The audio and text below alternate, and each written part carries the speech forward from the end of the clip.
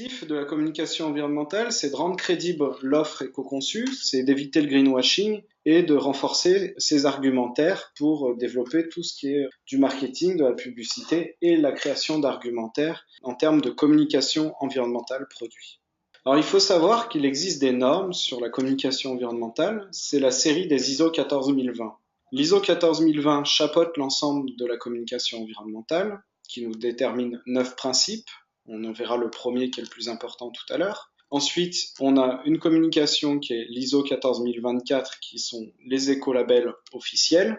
L'autodéclaration, c'est ISO 14021 et les écoprofils ISO 14025.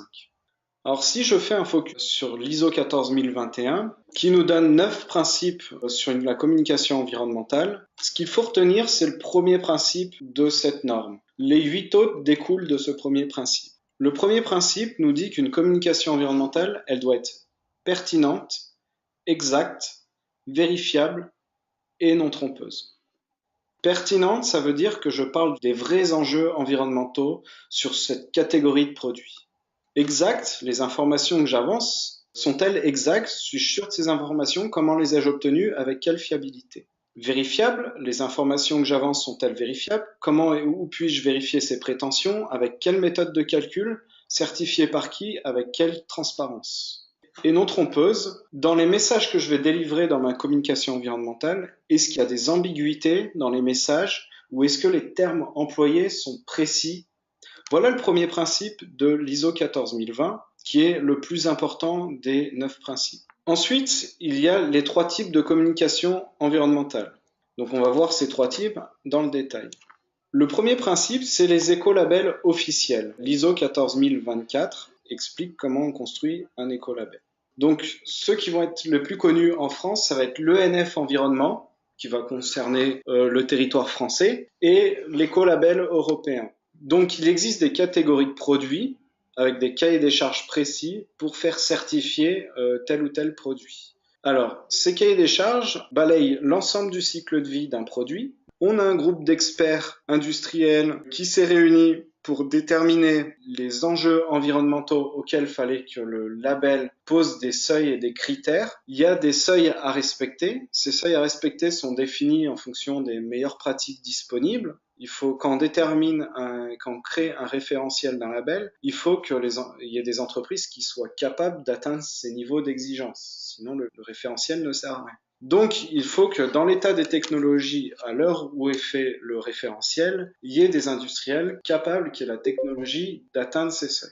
Donc, on définit des seuils sur les vrais sujets environnementaux dans l'ensemble du cycle de vie du produit. Ce qui crée un cahier des charges et une liste de recommandations à appliquer avec des seuils à respecter et des méthodes de calcul, des méthodes pour certifier ces différentes prétentions que l'on peut avoir sur l'ensemble du cycle. Alors voilà le catalogue des référentiels qui existent. Vous avez le label européen avec différentes catégories de produits et le NF Environnement qui va être en réaction par rapport au label européen, qui va proposer d'autres catégories de produits qui ne sont pas dans le label européen. Il y a une seule exception qui est les peintures et les vernis. Alors, les écolabels officiels ont un intérêt parce qu'ils ont une structuration par rapport à un organisme. Ils sont officiels, ces labels, donc ils sont chapeautés par les pouvoirs publics. Il y a une transparence dans les cahiers des charges, critères à respecter. Ils sont multi-critères. Vous avez vu, on ne se base pas que sur du CO2, une note CO2. On va chercher les vrais sujets environnementaux, les vrais points chauds sur un produit et c'est là-dessus qu'on met des exigences. Et c'est une approche cycle de vie. Donc ça, c'est les avantages des écolabels officiels.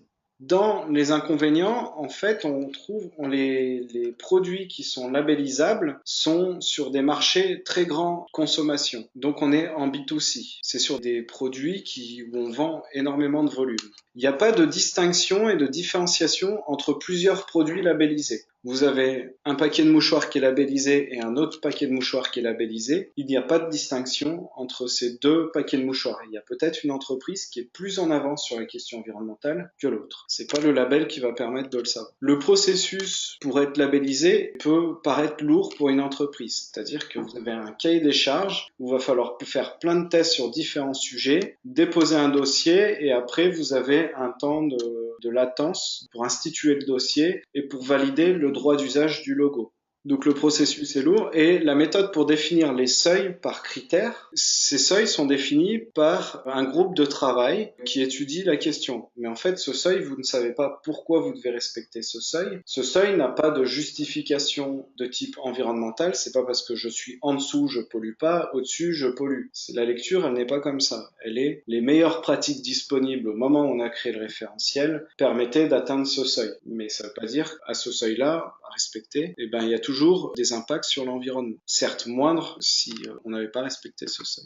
Ensuite, il existe les éco-profils. Alors, un éco-profil, il faut réaliser une analyse du cycle de vie sur son produit. Et ce que l'on va faire, c'est qu'on va communiquer sur les aspects environnementaux les plus pertinents. Donc, on va présenter une analyse du cycle de vie qui fait une quarantaine de pages et on va synthétiser cette quarantaine de pages en 2 pages. Grosso modo, on va retrouver l'unité fonctionnelle, le champ d'étude, on va prendre quelques indicateurs issus de l'analyse du cycle de vie, on va communiquer sur ceux qui sont les plus pertinents. Donc là, à l'écran, vous pouvez voir l'exemple d'un éco-profil sur une peinture routière. Donc l'unité fonctionnelle, c'est marqué 1 km de route pour une durée de vie de 10 ans, ce qui représente 223 mètres carrés de peinture étalée sur le sol. Ils ont réalisé une analyse du cycle de vie qui a sorti 19 indicateurs d'impact et ils en ont choisi 6. Juste à côté, vous voyez un éco-profil, à quoi ça peut ressembler. Donc vous avez l'ancienne peinture qui a 100% des impacts et la nouvelle peinture éco-conçue qui est en relatif par rapport à la peinture non éco-conçue. Donc on voit les gains qui ont été réalisés et la note environnementale qui a été obtenue sur chaque indicateur de l'analyse du cycle de vie. Vous voyez une autre forme ici, où par exemple sur du mobilier de bureau, et eux préfèrent le présenter sous forme de tableau. Donc bien sûr, vous avez ces 2 pages de lecture qui expliquent ce qui a été pris en compte, pas pris en compte, le champ d'étude, l'unité fonctionnelle, etc. Et les résultats de l'analyse du cycle de vie vous sont retranscrits sur un tableau qui reprend les étapes du cycle de vie d'un côté et 4 indicateurs d'impact de l'autre, qui sont le changement climatique, l'acidification, l'eutrophisation et le smog photochimique. Voilà, donc vous avez les unités et vous avez les notes. Ce qui est intéressant, c'est qu'on peut voir la répartition dans le cycle de vie de où sont les enjeux environnementaux. L'éco-profil, c'est multicritère, c'est exhaustif parce que c'est basé sur une analyse du cycle de vie. C'est essentiellement tourné en B2B. La communication, expliquer une analyse du cycle de vie sur 2 pages de lecture, clairement, c'est plutôt pour s'adresser à des marchés de professionnels. Il y a un programme EPD qui va vous permettre de certifier ces fiches et la façon de rédiger ces fiches. Les inconvénients, c'est que c'est basé sur une analyse du cycle de vie et c'est un processus lourd. C'est-à-dire que si vous voulez partir dans ce type de communication environnementale, l'analyse du cycle de vie, réalisée de façon stricte vis-à-vis des normes de l'analyse du cycle de vie, est obligatoire. Ensuite, il existe l'autodéclaration. Comme son nom l'indique, ça peut prendre n'importe quelle forme. Un logo, un pictogramme, un slogan. Ça peut être un label autodéclaratif, ça peut être une note de calcul, un chiffre, etc. Par contre, c'est sous la propre responsabilité de l'autodéclarant. Donc la norme, elle va vous dire, vous pouvez communiquer comme vous voulez, mais c'est sous votre propre responsabilité. Et à condition de respecter le premier principe de l'ISO 14020 qui vous disait qu'une communication environnementale, elle doit être pertinente, exacte, vérifiable et non trompeuse. Donc ça peut être sur une étape du cycle de vie sur un enjeu environnemental, ou ça peut être sur du multicritère, sur plusieurs étapes du cycle de vie et sur plusieurs aspects environnementaux. C'est l'entreprise qui communique, qui choisit sur quoi elle a envie de communiquer. Donc l'autodéclaration, c'est facile à mettre en œuvre, c'est tout contexte, c'est B2B, B2C, c'est très flexible, donc vous faites ce que vous voulez, c'est sous votre propre responsabilité. Par contre, du coup, comme vous faites ce que vous voulez, c'est considéré comme opaque, c'est peu considéré, et en fait, pour bien faire les choses, ça nécessite une expertise pour être sérieux dans sa communication environnementale. Donc, dans ce type de communication environnementale, on voit le pire comme le meilleur.